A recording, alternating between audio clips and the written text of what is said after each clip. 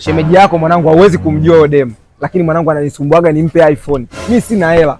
Sasa leo ananiambia nikutane naye, nimemdanganya nina iPhone yake. Sasa sikiliza. Hii simu kama unavyoiona ni mbovu. Mimi naiweka huko kwenye box, nitafika pale najifanya nampigia hadi magoti namwambia surprise hivi.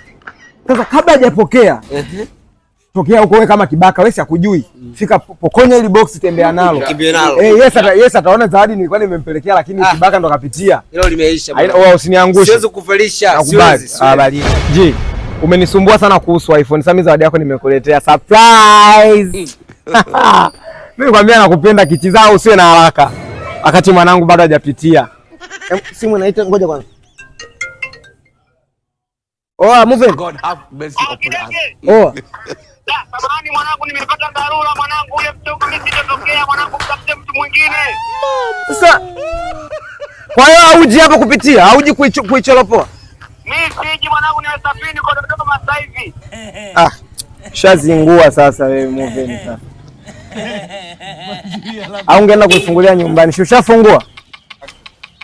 Kidege, huu ni upumbavu gani ambao umeniletea hapa? Zawadi. Unaona mimi sina akili sana, si ndio?